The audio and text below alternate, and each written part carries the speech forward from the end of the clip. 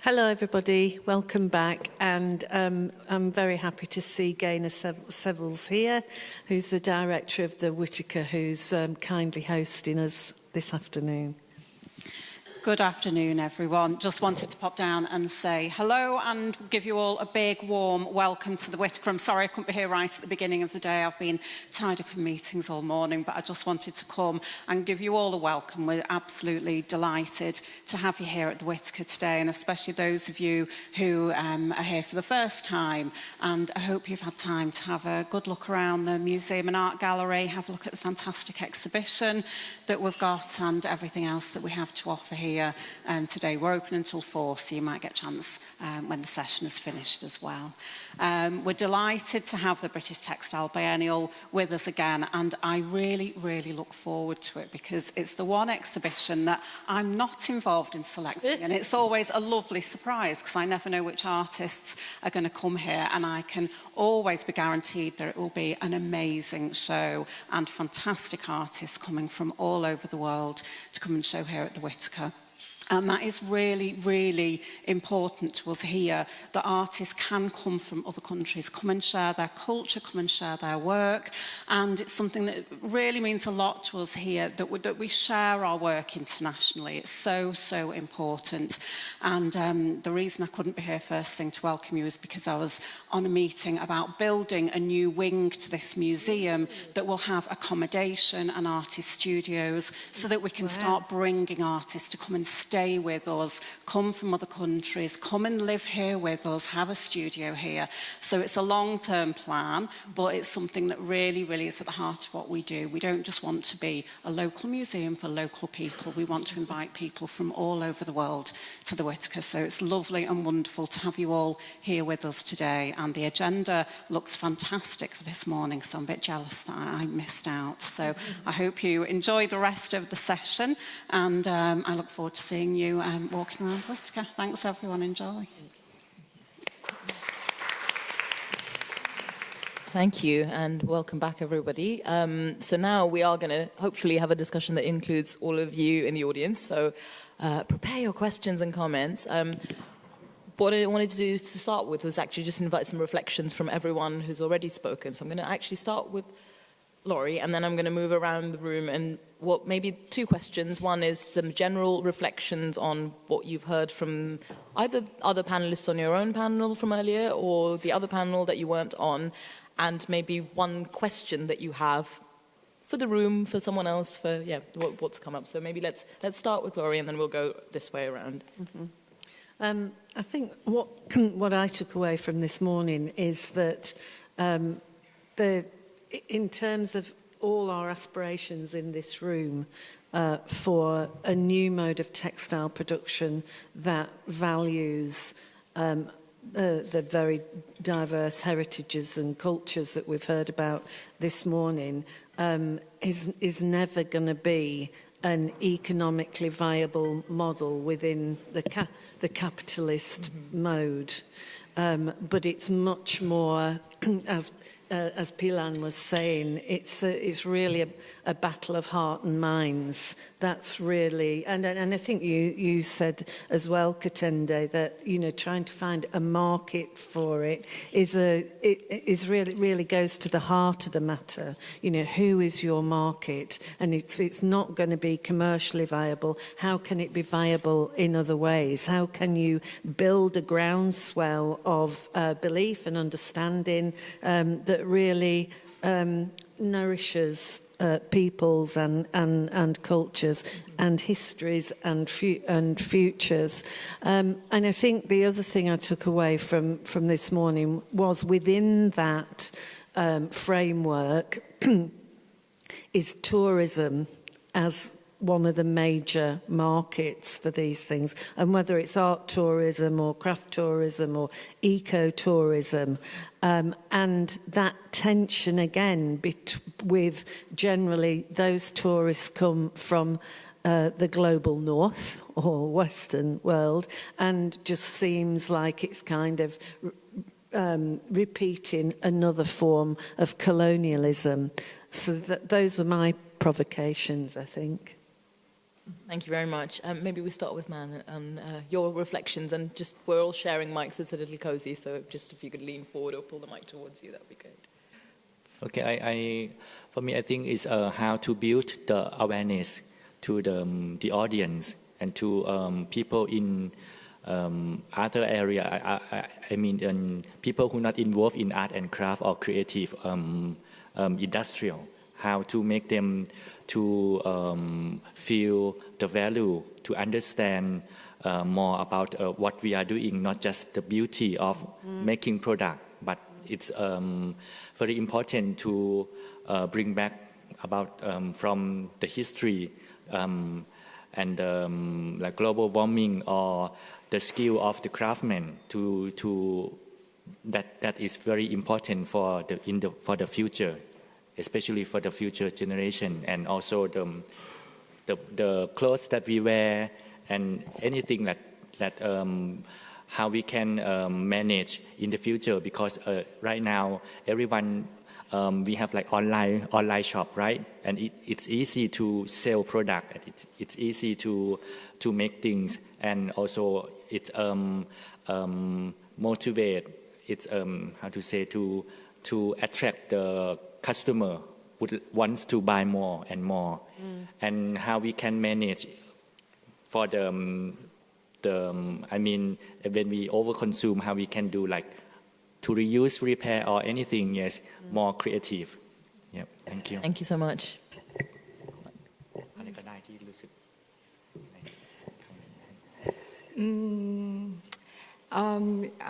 I is my words, and I forgot. We have goal. I think it's when we work, we have a goal and study a lot and observe. I think if everyone observe and understand our values, our natural surroundings, I think is a main of develop. When I talk with my friend about my works, I would like them to understand my works about the process. Process is the main of make people change. It's like when I buy a course, I don't want them to just buy a course. I would like them to know the process. It's just one piece of our band. I use maybe 1 or 2 years for buy. I try to communicate this piece. If you understand my piece, you can take my piece. I think the process work with people make the world change. I think this is my words and my opinions. Yeah, thank you. Thank you. I'm just grateful to hear everyone's practice. I think it's so diverse, and I learned a lot. And I think if we learn from each other, we will grow a lot in the industry. Great, thank you. I was reflecting on how much my practice, my work connects to everyone here. The indigo dyers, of course, my signature colour has really resonated when you were talking. Even Godfrey, there's a bark cloth. It was in Jamaica, exploited during the days of colonization and slavery. It's called lace bark. Hans Sloane brought it to Kew, and the British Museum claimed ownership of that. In doing that, I think kind of really undermined the relationship between the Africans to that material. So I just thought I must reach out to you. I applied for some funding and took some community researchers. There's actually local farmers, and we went looking for the lace bark. The botanists had been there, and they'd taken so much from the tree. We didn't take anything. I just took a few leaves to identify it. But it kind of makes me feel that even the pineapple, we have pineapple in Jamaica. It used to be sort of like cottage industry, sisal, all of these fibres are there, and how do we use them? And maybe we just kind of ignore this capitalist model because that is the problem. You know, this capitalist system that has resources in another country, and then those resources are then plundered. There's no value to those resources, and they are manufactured somewhere else. So maybe we just reject that model and try something innovative. After I present the work in London, I want to set up a project in Jamaica, income generating, not for profit. The same plants that destroyed people's identity can be used to heal. I love seeing the indigo ice cream. Because so many of these plants that we use. We had that today. Yeah, I would like to taste some indigo ice cream. And then especially how we make indigo, where we don't use any toxic chemicals, but it's a medicinal plant. So many of the plants that we use are medicinal plants. I distill some of the research. I'm a soap maker, so I distill some of the research through soap making. When I come back from Jamaica, I've always got soap, and I don't sell it in Jamaica. I give it away. I give it to the people who deliver the water, because where I'm located in Jamaica, there's no water supply. And then people start asking me for the soap. It has medicinal properties, no toxic chemicals. So what you spoke about, the tourist industry. In Jamaica, behind tourists' back, they call it plantation style of tourism. You know, where Jamaicans are exploited for their labour, and that whole system, the global north coming, or they want to break, they don't want to engage with poverty or anything like that. It's a horrible system. I want a project that is not dependent on their income, and I believe that we can do that because we can impart value to how we grow our materials. What the values, the qualities of those materials, medicinal and otherwise. And so it starts from growing. And also the pollinators. Who pollinates this material that we grow? Logwood, a plant used for slavery, it gives mauve. And just as an aside with the colour theory, we were talking about it during the break, where you kind of mix synthetic colours. With us as natural dyers, we don't change our colours like that. We modify our colours. So you can get a black to logwood by adding iron, but logwood attracts honeybees, and logwood honey is just exquisite. Logwood is full of antioxidants, so why don't we work with honeybee farmers and raise the value of the honey? So this is what I'm talking about in terms of a project, and what I really appreciated is how we've all connected. There was something in everybody's practice that resonated with me. And I guess my question to put out there, and the question I always ask myself, is what can my personal contribution be? And that's because if we will look at our politicians, they don't listen to us, they're not representing us. So what can we do personally to make a difference? And it's something I always ask myself. Thank you.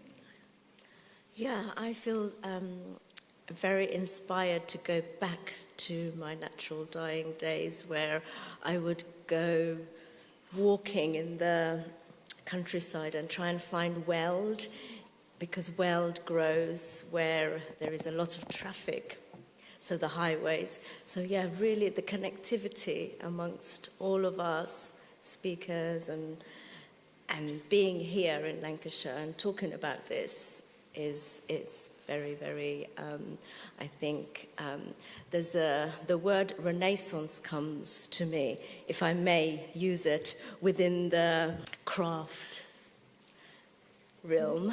There's hope, and that I feel there is a renaissance of the natural element of making and producing and using nature is coming back. And innovation doesn't mean that we have to use synthetic or make things synthetically with machinery. No, no offense to your industrialized machines, but I feel there's a hope for the global craft. I think my background is in advertising, graphic design.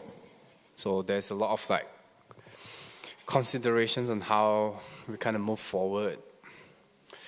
Well, the weird confession, of course, is that when you're working in the art world, you don't treat the textiles as craft work to sell, right? You have this privilege to just be honest and be like, yeah, you know, this is probably like some luxury goods that is in excess, and that's what I find very interesting about being an artist, right? Whereas if I was going back to craft as well, reimagining products from weaving, it takes a certain way to kind of like market it or try to sell it, and it needs some sort of like narrative to go about it. And that's the complicated part for me, I think, in contemporary times, when you think about back then in Borneo as well, people make all these objects as utilitarian objects to just get by another day or get by another season. But now we have to find a reason to kind of like make it commercially viable, and sometimes that doesn't make sense. So that's also something that I'm also learning from my peers as well, like how do you go about that? Are there solutions to that? Yeah, don't have an answer, but that's what I'm sitting on at this moment. But can I just come on to something that we talked about over lunch, and and the tension, and I think that's what's so complex and interesting about your work, is the tension between using an industrialized method for the subjects you're tackling. Yeah, That's what makes the work really interesting. Well, the way that I also see my practice is that I'm not trying to, I'm trying to work from where we are at. Like industrial textiles has been around us and it will still be around us. But I was just having a conversation that, you know, perhaps if we see a bit more sensibility on how we can produce textiles when we think about ancestral heritage, or when we think about how we create narratives and stories and why we create through industrial textiles, that could be also an entry point on how we can improve the industry as well. If we see more meaning in industrial textiles than just mass production, we can still coexist with the machines, if it makes sense. Yeah. Yeah. Thank you. Thank you. My take for this conversation, actually, I feel like there is a lot of connection between all of us, but also my reflection on it is Mother Nature is crying, and is crying through us. I feel like all of us, what we're talking about is how do we go back and use nature a bit more. And we are part of nature, so this is nature talking, and I feel like our fight is to create awareness and also to teach more people. So this is beyond us, but this is the solution for the future. And I feel like the future of fashion is people wearing something which means more for the land. And I feel like this conversation right now is just growing, and that's the future that we are having. Thank you. Hello. Excuse me. Yeah, I also inspire a lot from each other because we share the similar history. It's not only always talking about colonial history. It's also the way how we taking from the nature into our work, and to inspire the other people like I inspire from you guys. So there's an additional point is last time I'm discussed with the others people, because the people always ask me that if Malaysia have any pineapple fiber. Actually, nowadays it become trendy in Asia to use the agricultural waste, especially like pineapple leaf fiber and also the banana stem fiber. And it's because they in Europe everyone is concerned about the sustainable materials, especially for the yarn or leather. They don't want to kill more animal and harm the nature anymore. So they invented it's not invented, but it's the new discover to find the ways into the new sustainable product. So now in Asia, everyone started to looking back to the waste in a good way, actually. But when I saw the advertisement and I actually touched the product they produce from the factory, when they say they use the agricultural waste, and then I just found out actually they use more cotton and combined with the pineapple fiber in like 90% cotton and then 10% pineapple leaf fiber. Even you hardly to find any fiber inside it. But because it's good for branding and then it's good for selling, and they sell in like it's double price than the common cotton. Even you can find in Philippines to find the native pineapple leaf fiber textile. Because yesterday I discussed with Mariton about the price of the pineapple textile in Philippines. Actually, it's more maybe double or triple price when you're selling after the branding of this, about the sustainable material. So I think it's not only colonized, the colonized histories never stop. It's not only like colonized by certain country, also maybe colonized by capitalism or something. So maybe it's a good way, but I'm more concerned about like how the people use these materials more than just buy it or purchase it or use it as a branding or advertisement. Yeah, because like you say, the motherland is crying, and then need our concern about that. Thank you so much. Conveniently to transition neatly into audience participation, Uthra has broken the fourth wall and joined the panel. So would you like to maybe say who you are for anyone who doesn't know and just your reflections? Hello.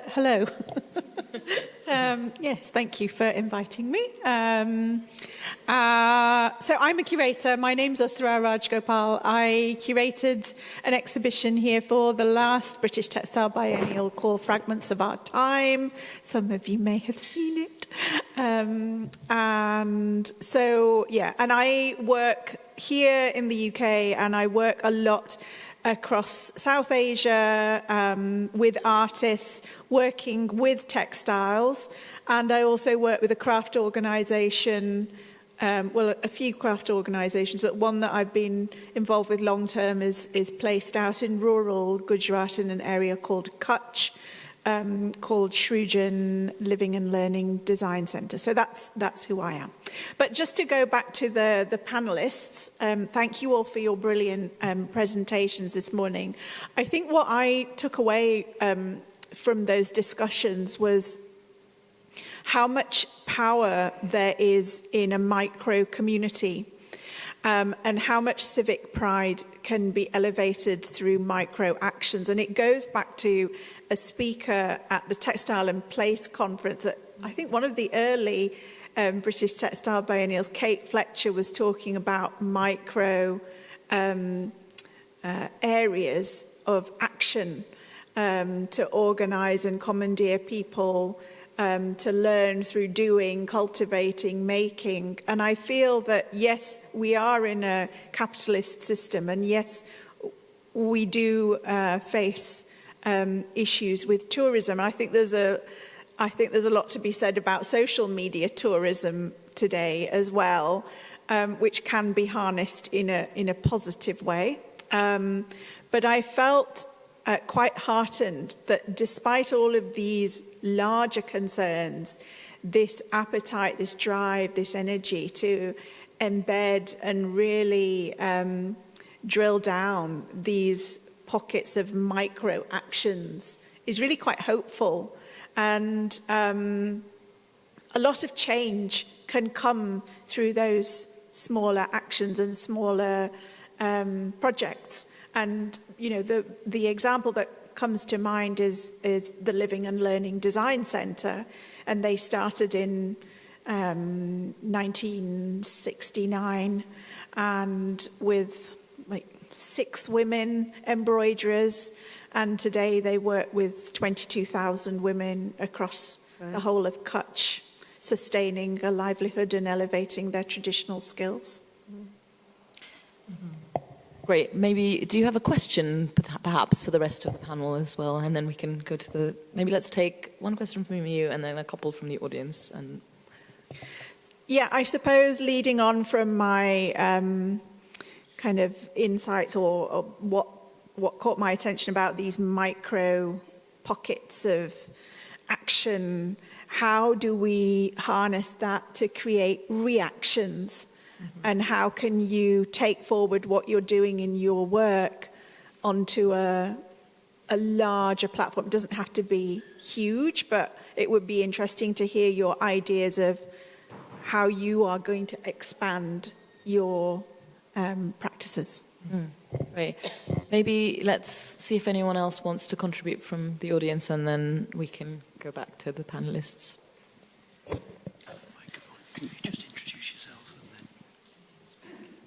Hello, I'm Kim. I'm a freelance artist, textile designer, and facilitator. I work a lot in education, community, and museum spaces.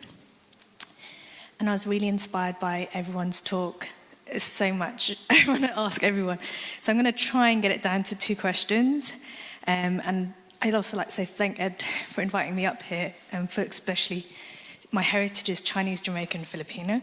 So there's a lot of crossover and parallels that I'm going to be walking away today. I think it's about this hopefulness. I'm going to stick on hopefulness a little bit.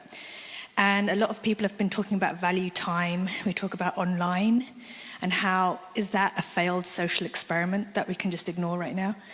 And what would you do to reimagine an equitable distribution of wealth and resources and sort of create this mutual aid new currency? Whether or not that's skill sharing, whether or not there's art forums where you're using industrial machinery to make your message, but how could that trickle down to a hand weaver? Maybe in areas that haven't been colonized, working with indigo or dye techniques, and in the Philippines where they're more very much colonized system and maybe the knowledge is lost, how can that trade happen? So I'm going to throw this question if anyone has any ideas of maybe one thing you'd like to see in the redistribution of wealth and knowledge for mutual aid so that we can move this forward. Can you repeat the first question that you... Sorry, I was trying to write things down. First question... Oh man, I've got about 4 on my page right now. I think it was about this new currency and how could we reimagine that. And it was talking about also online, is that a failed social experiment? Because right now what we're seeing, as we know, governments are failing us. And the wealth divide has now depended more on this sort of tourism or new colonialism. Because even good people who want to afford nice things are more likely to buy it from this influencer who's got this whole history when we know that places have been doing it for generations, and how do they get that visibility? So I think it's this reimagining of what money is and what is valued and what is time. Yeah. So it's, I guess all the 3 questions all speak to a similar question, which I think is about envisaging a different future. And I guess we've touched on kind of being in this kind of capitalist post-colonial condition now with the digital kind of condition. But, you know, are these inevitable? How do we break out of them and kind of create some kind of change? That you're all examples of change within your own context, but how does that go further? Is that a kind of a good summary of all of those 3 Absolutely. things? And the other more probably direct question is, how do you all survive? How do we all survive? Economically. Sure, let's hope by the end of the session we'll have addressed that. Who wants to pick up any, I mean, feel free all to jump in. I'm going to back off from this conversation now. Can I jump in just because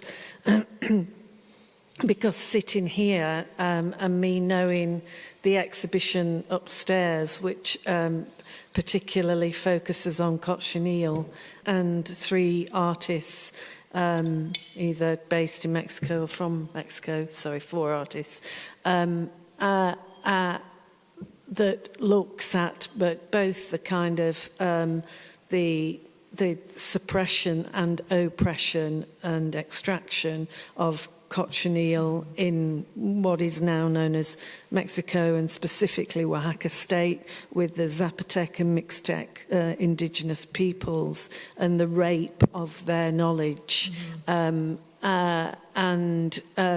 the conversations I've had with them, and particularly Porfirio Gutierrez, who has a really personal and very moving, I think, installation upstairs. And he comes from Teotihuacan del Valle in Oaxaca, which is basically now the kind of economic model of that town is tourism, textile tourism, and so the villagers, because it's a small village that have been weavers and dyers for millennia, now necessarily have ramped up, which this came up earlier on, have ramped up the volume of how much they're producing because of the massive tourist trade by using thin synthetic yarns and synthetic dyes. And it's just so tragic, because their whole cultural identity and heritage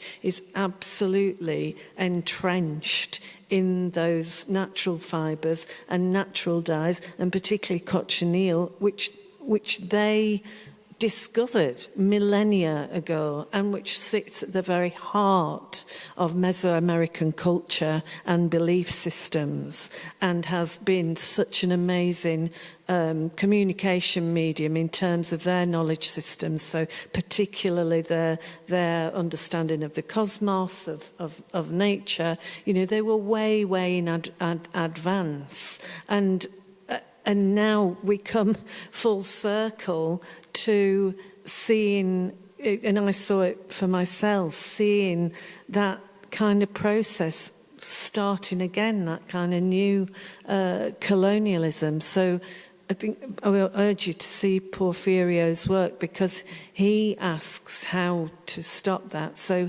he's still weaving textiles and dyeing them with his family in Teotihuacan. But he puts a price tag on his textiles, which doesn't give a monetary price, but gives simply the man hours that were involved in making it, and that's really a kind of challenge to a new economic value system. It doesn't answer that. I'm just going to follow on from that, because when I had a conversation with him, he was talking about the visibility and his status between being a weaver and then how he can weave and hand dye in cochineal, but then if he changes his position to being an artist, suddenly the value and his visibility is much greater. Yeah. And it speaks to what you have just highlighted as well. And so that might be something else I'd be interested in hearing about, this balance between your practice and being a practice that connects with the art world. And just an add-on to that, with the conversation with Porfirio. Porfirio has almost been alienated by his community, because they believe that what he is exploiting, that ancestral knowledge, by being a conceptual artist, being in the art world and making more money out of it. So there's a really complex tensions going on there. You were going to jump in, Lucy? Yeah, just to respond to what you were saying, I think a value maybe that we need to nurture more reciprocity. And what I understand by that is, you know, we give when we are able and when we can, and it may or may not come back to us. I've always been an artist, but I was derailed as a young person, and I ended up being a town planner, and then I moved into regeneration. I used to manage building programs in London until I realised that the organisation's idea of social housing was not mine, but I always kept my artistic hustle alive. But I'm not a big consumer. I used to have a car, and I will use that car until it can't work anymore. And I discovered that my garage didn't have planning permission, and a local authority were threatening him. Anyway, the business had been in operation for over 20 years. He used to be the apprentice, so he's entitled to... The business is established in town planning law, so I dealt with all of that for him. He asked me how much did I want, and I said, I don't want any pay because, you know, they treated me really respectfully when I went there for a service. They never disrespected me, and that's sometimes happens as a woman going to, you know, male-dominated spaces. They never did that. Anyway, the car was on its last legs, and it kept breaking down in different parts of London, and it was just incredible. Every time it broke down, there was somebody who knew him. You know, to fix the car. Now in Jamaica, I love pineapple. You eat with seasons, and so I've been documenting the pineapples. There's different pineapples. You know, we go to UK supermarket, it's just pineapple. Well, there are different pineapples. So every time I eat a pineapple, I root it. Sometimes Jamaican farmers don't have time to do that. So I root them and I give them to people. About 2 or 3 years later, one of the farmers gave me a pineapple. I said, well, this is nice, what is it? And he said, oh, this is one of the ones you rooted. So I really believe in that as a value, that you do things if you can, you share. I was kind of wondering about the cochineal artist, conceptual artist. Now, I'm an artisan, and I guess I make things that put up on the wall, so I may be considered what they call a fine artist. And I don't have that relationship with the communities, maybe because I share a lot and there's a lot of reciprocity. So I'm wondering if that might be an issue, that if the person is able to earn more money, are they sharing that? How much do we actually need? I don't know.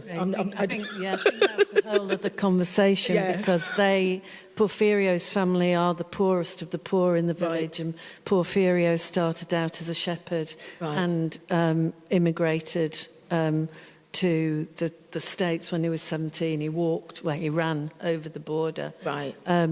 So it's a bit of snobbery. So the higher status families are... insulted that he calls himself an artist. Issue. Yeah, when he in their eyes he's still a shepherd. I see. Yes. Yeah. I mean, I misunderstood that.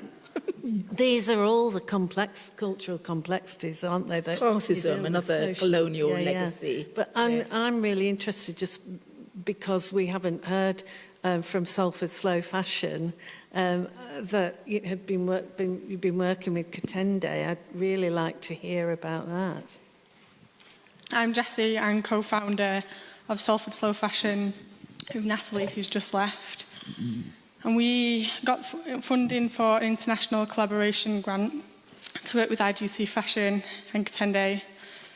And I didn't really know how the project was going to turn out. I was first thinking about the links between the UK and Uganda. I was like, is there any textile links? I knew a little bit about the bark cloth, but not loads.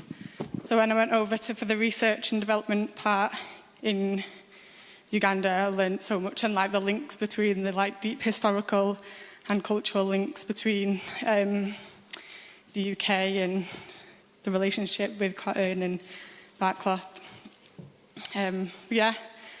That's me. Don't know if there's... But that must have been quite a process, you getting to know what Katende does and how he does it, and how you were going to work together on this new fashion line. I mean, where is your thinking at now? Is it something that you'd like to continue? Yeah, we definitely do want to continue it. on creating the awareness and working more with education, I think both in Uganda and in the UK, to create more awareness for young people growing up and looking at the cultural significance of each countries within Africa rather than, you know, kind of like doing the general, because quite a lot of the times in education, it's kind of grouped together. It's like African fashion and things like that. So it's like, I think it's like super important to really create the awareness of the different cultural significance within the different countries. So yeah, I think just pushing the messages more with that on an educational level, and obviously being from British heritage and understanding how sensitively we can do that and respectfully, and working in ways that, you know, is empowering for everyone and encouraging for everyone. And yeah, I think it's been a whole journey for me on how we work with the textiles and how we celebrate the communities in a way that, yeah, is celebratory. And I think particularly for young people, I think that's a really good point that, yeah, we touched on in various ways, yeah. Yeah, because there's not loads of awareness, and like I work in a school, and you don't, like growing up in the UK and especially like less advantaged schools as well, there's not loads of awareness about it. So I think that is super important. And even within textiles, like having these conversations, like the school that I work at, they've just brought textiles in as a GCSE. And they've got rid of me in the department anyway. But none of the head of department wasn't going to cover the cultural significances or the journey or the historical. And I think if you're doing a curriculum about textiles, for me, it's hard to ignore that. It's like textiles is so informative and, yeah, can teach you so much about history, culture, people. Like, it's such a huge tool, but still, like, that isn't taught, and it's taught like, oh, you can learn crochet, you can learn this, but it's like, where is this from? So I think that is super important. Absolutely. Thank you. If you have a question to put to the room or to the panel, that would be great. Question? Not to put you on the spot, but if anyone else has a question, we can also move on. I've just been absorbing it all. Is there anyone else who wants to ask a question?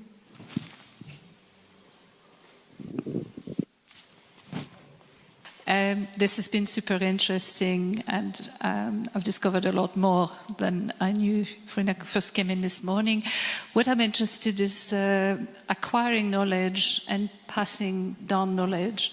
So I'm wondering, obviously I know a little bit about the scene in Thailand, but I don't really know in, for example, Uganda. I've traveled to Malaysia, but really I have no idea of where your wisdom comes from, and I've never been to the Philippines and so on. So I'm really interested in how do you bridge the gap? Because I know, for example, if I travel to Thailand and I'm looking for a particular dye technique, there will always be somebody who knows somebody who knows somebody who's got an auntie who will know that recipe. But I'm aware that there wasn't this kind of broken link that you've been talking about for Jamaica. Yeah. So when you start from scratch again, like, where do you go for your knowledge? I know that you're all eager to pass it on, but you've got to acquire it first. So where do you go for your knowledge when you first start? You know, it's just a very basic question, but I think it's quite a fundamental one. In Uganda, making backcloth, there is a specific region. So Uganda is so huge, but there's one of the main kingdom was called Buganda Kingdom. That's where the name Uganda comes from Buganda. So Buganda is known for introducing the backcloth. So the backcloth is estimated to be coming from between the 13th and the 14th century. And up to now, it's the same technology which is being used to make it today. But there is a specific village where like almost everyone is making backcloth. So it's very easy at the moment to trace back that knowledge. And also these families, what they do, they work with their family members. So you find the young ones helping the mother or the father. So like this, the information is passed on very easily. But also around backcloth, it's like a whole culture. So there are words we use in Uganda, which come from just backcloth making. So it's beyond making the fabric, but there are lots of like songs, the way of drumming, the kind of dance, but then words. And all these things can help us trace back, but also like this whole village is keeping this knowledge, so it's easy for us to tap into that. That's really fascinating. I wonder if anyone else has any other examples of knowledge that they've had to sort of work to, a story of trying to rediscover some knowledge that maybe has been fading away. Maybe from my perspective, even though I'm an industrial weaver, I also started from hand weaving. The elders that I talked to in my presentation were Iban weavers, and they're specialized in tie-dyeing. And I'm not good at tie-dyeing. I try my best.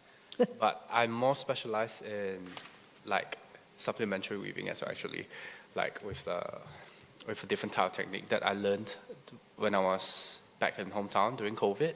That was before I was trained as an industrial weaver.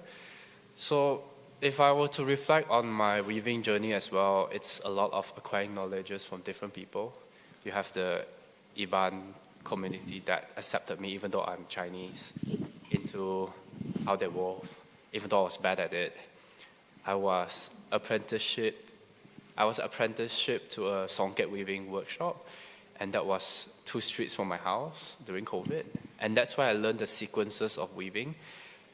Then I was accepted to be an industrial weaver in the middle of the Netherlands, 3 hours away from my home, and I still traveled there, returned 6 hours. And I've been working with them for 4 years.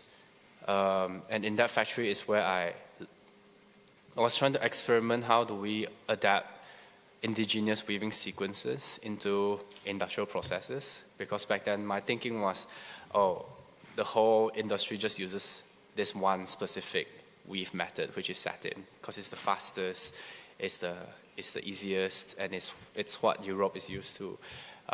Can we experiment with indigenous weaving sequences and then put it into the industry to see how we can kind of adapt that? Can we produce more interesting textiles? Can we save up some sort of like yarns?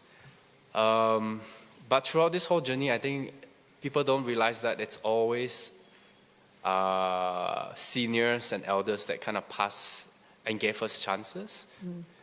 There was no courses in my school that taught me industrial weaving, for example, and I was trained in the Dutch education system, so they wouldn't know how to teach me how to dye cloths or do songket weaving, for example. And it's always a bit like a kind of like figuring things out as you go along. But you really do need to open yourself up to people as well, because they have to give you the chance, which is also weird, I guess.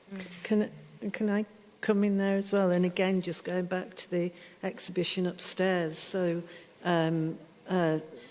one of the artists is Sarah Rosalina. She's based in LA, but she comes from a long line of Wiarisha women on a matrilineal line who are in one of the northern states of Mexico, again, by the Spanish. But she comes from a long line of weavers and beadworkers. And again, going back to the kind of their visual language, which communicates their culture and their belief systems. The understanding of the stars and the cosmos are right at the very heart of those belief systems, but also their understanding, their incredible understanding of how the world works and how you can use nature in the most kind of reciprocal way to clothe yourself, shelter yourself, blah, blah. and somehow her father was an astrophysicist, and she melds those two worlds. So her mother's very, very instinctive understanding of the world order and the natural systems, and the father's scientific take on that, and a lot of her imagery is around the cosmos, but particularly a non-Western interpretation of the cosmos, which we've got 3 weavings upstairs. And what's incredible, I visited Sarah's studio in LA, and what she does is she has a big digital jacquard loom in her studio, and the day I was there, she'd hooked it up to a laptop with a scientific visualization of the cosmos, and very, very up to date from the kind of higher state telescopes, etc.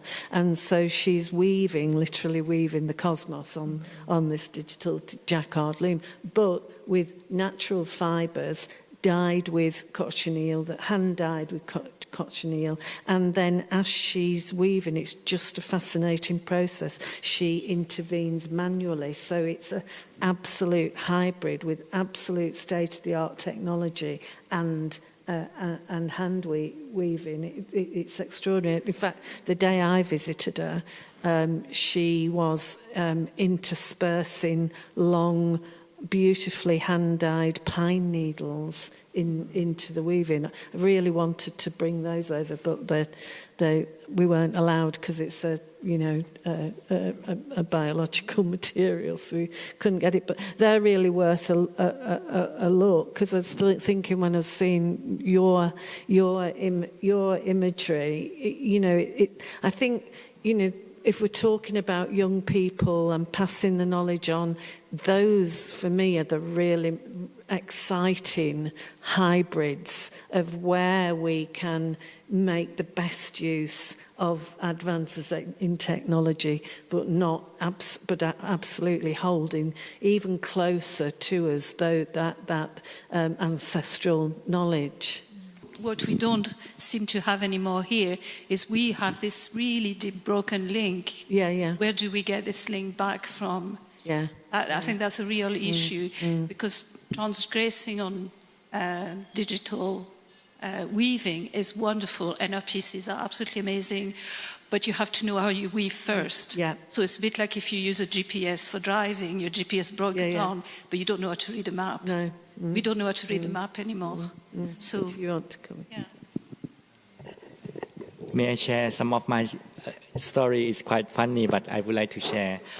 Some of you may think, why did I bring the spinning wheel from Thailand? It's quite heavy, yes, and it's like I would like to tell the story about the spinning wall. Yes, first in Sukarnakon we also found the spindle wall. Yes, but in our area right now we don't have anyone who knows how to do spinning from this kind of tool. We only do like from the spinning wheel, the wooden one, like this one. Yeah. Yes, this I brought from Thailand. Yes, yeah, and because my background, I study in law. Yes, and my family is not related to textile. Yes, and I grew up in Bangkok. So, but I'm very interested to learn how to do dyeing and spinning. So I got opportunity from British Council for the Crafting Future program for many years ago, and here in London, and I came to visit one lady. Her name is Dawn. I think she's the owner of the Hand Weavers Gallery, the studio, and I brought some drop spindle from her, and I asked her, could she please teach me how to do spinning? Yes, and she spent like 5 minutes to teach me. Yes, before I flew back to Bangkok. Yes, and then I tried to practice every day, and then I still don't know how to do to use this kind of spinning wheel because it's quite it's difficult, very difficult to do. Yes, and how to pull the thread is broken. Yes, and then the second thing is I have the opportunity to visit like India and to learn how to do like the book, Indian book chakra. Yeah, the chakra. The chakra. This one in Santiniketan. Yes, and this my second how to say the spinning tool that I practice.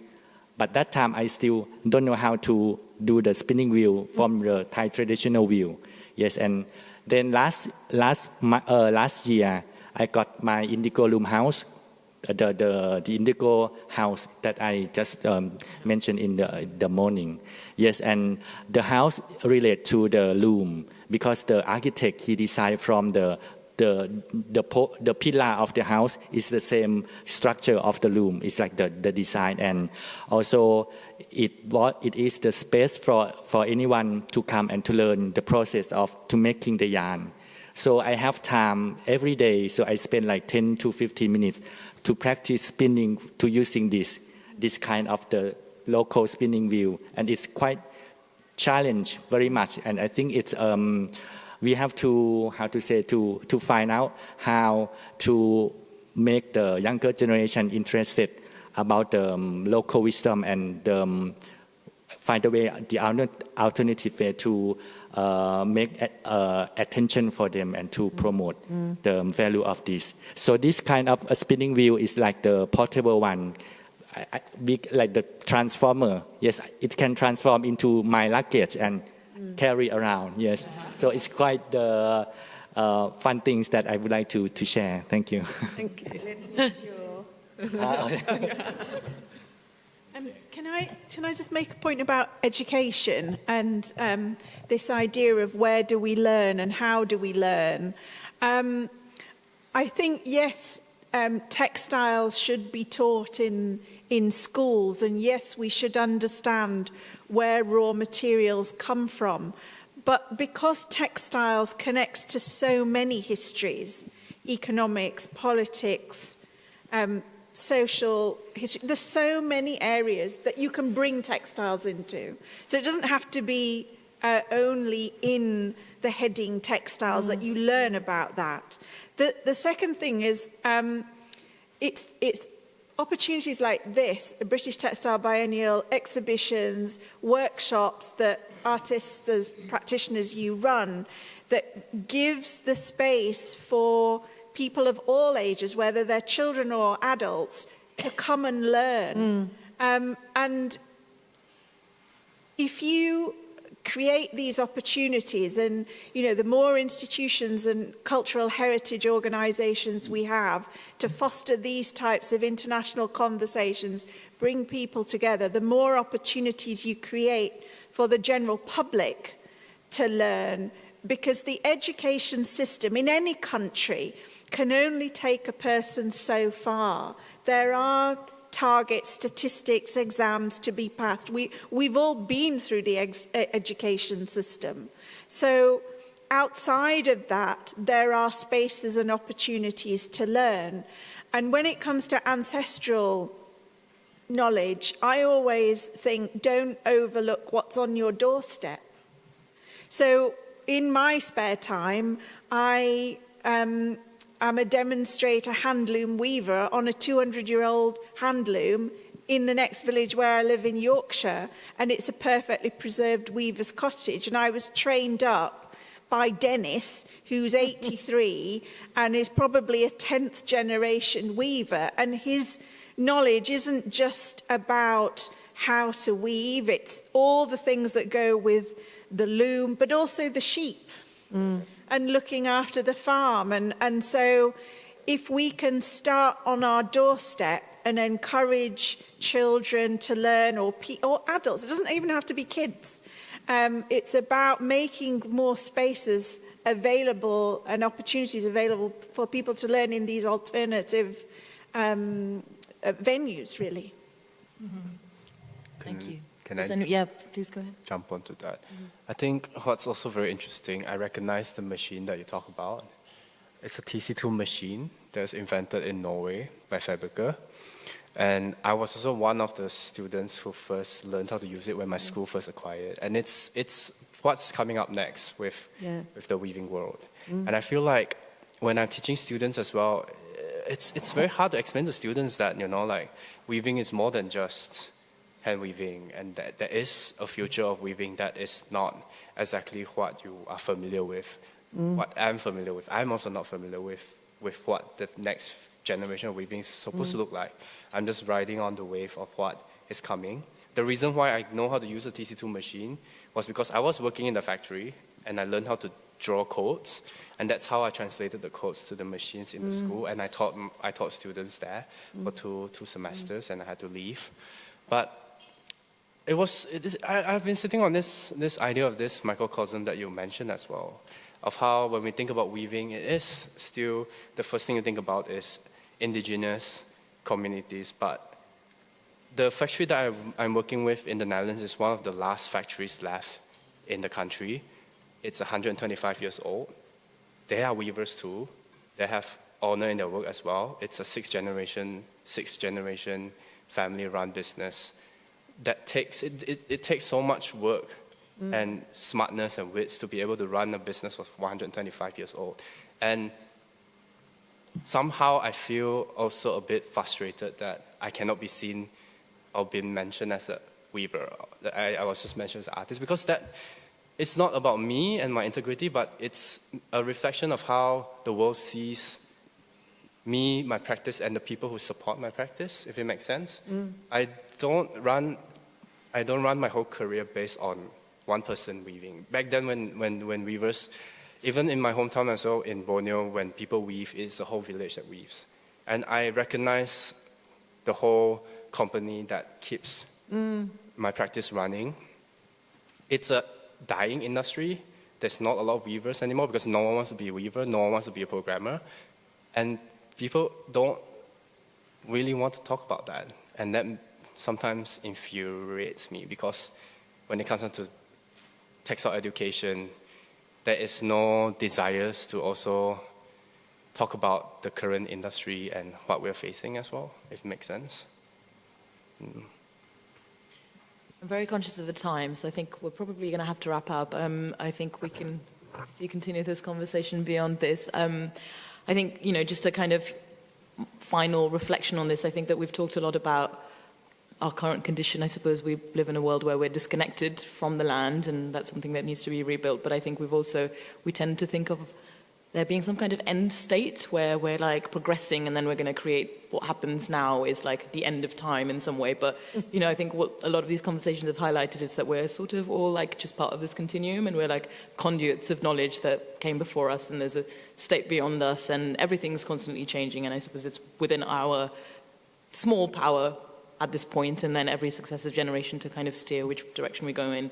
And that, I think, also equates to coming together and having these conversations. So I hope, this has been really useful for everyone, and really thank you so much. It's been really inspiring hearing all of you, and thank you to the audience, thank you to the panelists, thank you to Laurie and the BTB team and the Whitaker and British Council. And thank you to Debika. Thank you. And Ed.